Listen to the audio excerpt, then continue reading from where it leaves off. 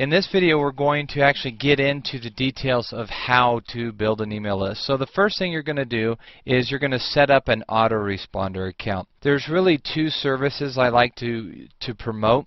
The first one is MailChimp.com, the second being Aweber.com. Now, I personally use Aweber, but there is a fee to start. It's $19 a month and then increases based on how many subscribers you have. MailChimp is free for the first, I believe, 2,000 subscribers. At that point, they start charging you a monthly fee. Now, my advice has always been pick and stick. That's it. Pick and stick. Whichever one you choose, you need to stick with it because, for example, let's say you decide to use MailChimp right out of the gate because it's free, and that's okay, but a year down the road you decide, hey, I want to switch over to Aweber because it's got some more features that I don't get with MailChimp. And let's say you have a couple thousand subscribers. Well, here's what's going to happen. You're going to go to Aweber. You're going to submit your 2,000, let's say, names and emails to Aweber. They're going to say, we're not sure if you really got these, if it was legit or not. So what we're going to do is we're going to send out an email to all of these 2,000 subscribers from Aweber, seeing if they had really subscribed to your list. Well, here's the problem. Your subscribers are now going to get an email from Aweber, not from you, but from Aweber, somebody they don't know, and they're going to assume that it's a sales pitch and delete the email. So for the most part, you're going to lose most of your subscribers. For those subscribers who actually do open the email, how many of them are actually going to resubscribe? Hopefully a bunch of them because you've followed those principles, but who knows? So you're going to lose a lot of your subscribers. So pick it and stick it. That's why I say that, is because whichever one you go with, that's the one you need to stay with. Okay, so the second thing is you're going to, once you've set up your MailChimp or Aweber account, it's a 1, 2, 3 click-by-click, step-by-step process to set up your autoresponder form and your autoresponder series. We're going to take the form that they give, we're going to copy the code from their site, and we're going to paste it into our website. There's two spots we're going to put it. One in the right-hand side of every page on our website. Because if they're coming to our site and they decide not to buy, and they maybe browse through 5 or 6 different pages, I at least want one last ditch effort to get them to join my mailing list so I can market to them on an ongoing basis rather than just losing them altogether. The second place is in the order form. I'm going to have a spot that says add me to your mailing list, and they can put their name and email in and be added to our email autoresponder series or newsletter or whatever we're sending out. The third thing then is we need to start getting opt-ins or subscribers onto our list. Now, people aren't just going to join our list. We've got to incentivize them to do that. And so you've got to talk about the benefits. Why should they sign up for your monthly newsletter?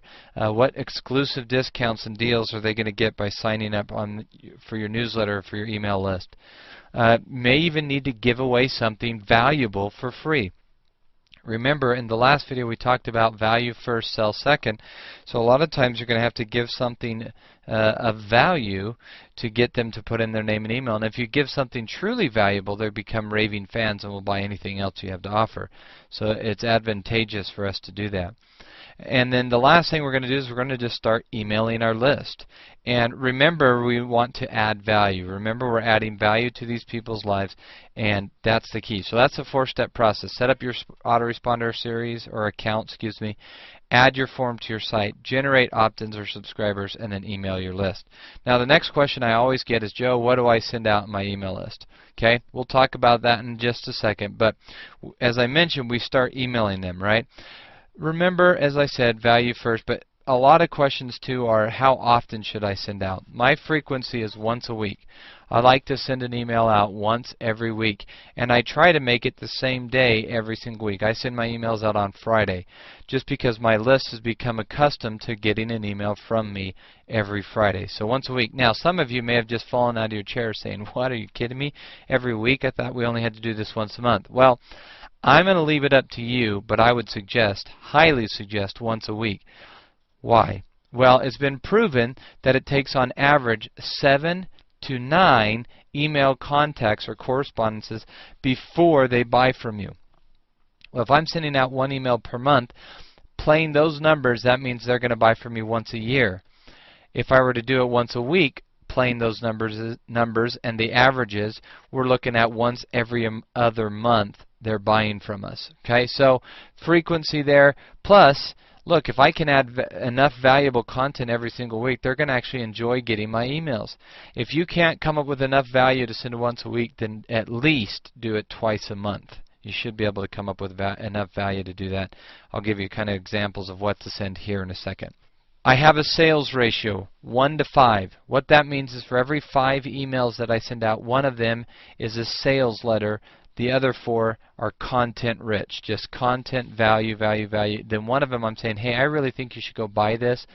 And you know, use the scarcity. For the first 100 people to buy it, I will do this. Or I'm going to be able to offer this special discount only through next Friday, or whatever, however you do that. But 1 is an offer, 4 of them are content. Now, what to send? That's the next question. You're going to send out articles, either articles you've written or articles that you've read, maybe on CNN, for example, an article that's related to your topic. Tips, how-tos, checklists, action plans. People love this stuff. Tips and how-tos and checklists and action plans. People love it.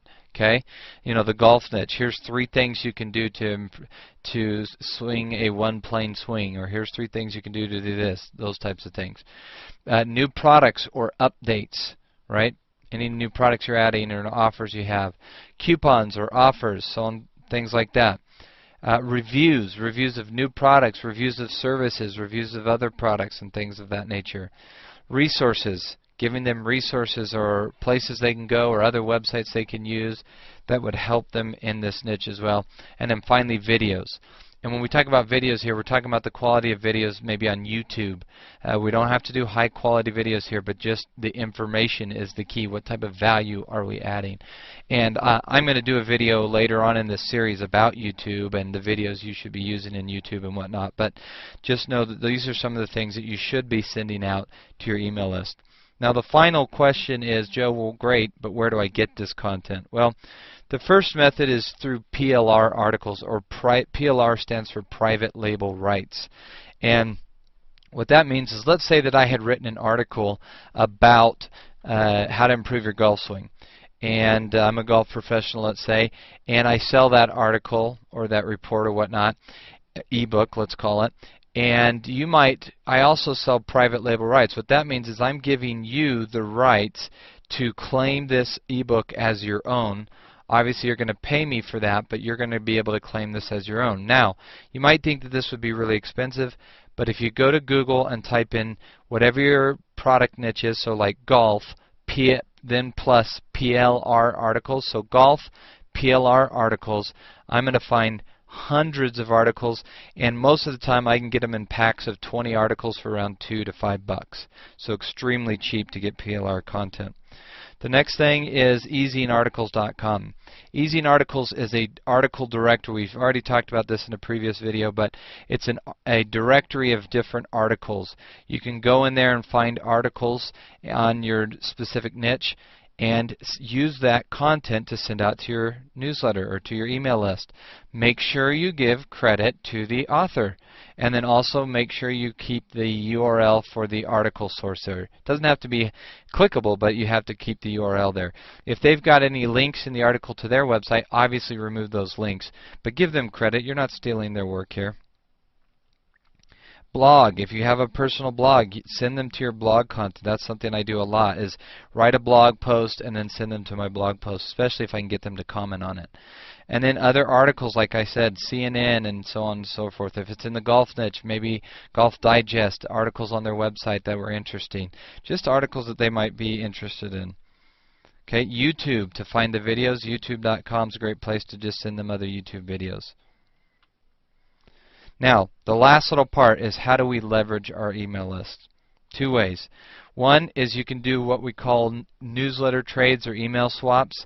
And what you do is you go find companies with an email list or a newsletter that are not competitors but similar or related products. And what you're going to do is you're going to say, hey, I've got an email list, you've got an email list. Why don't the next time I send an email, I promote your website if you promote mine? There's no privacy issues here because I'm not giving out any information. And what I'm doing is I'm just saying, I'll send an email about your site, you send an email about mine. And I can do this with several different people, and I can really leverage the list that I've created not only that, leverage the list that they have created in similar niches as well.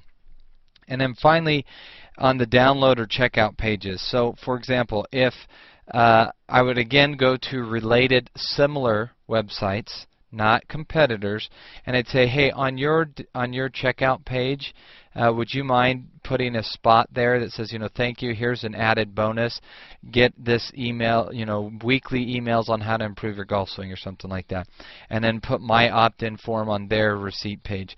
Now, I'm most likely going to have to do the same thing for them in order for this to be a win-win situation, which is what we want. But these are just a couple ways for you to leverage your email list, and now that you've got a good-sized email list, you can actually start using that. So that's how we build an email list and where we get the content, what to send, and how to leverage that.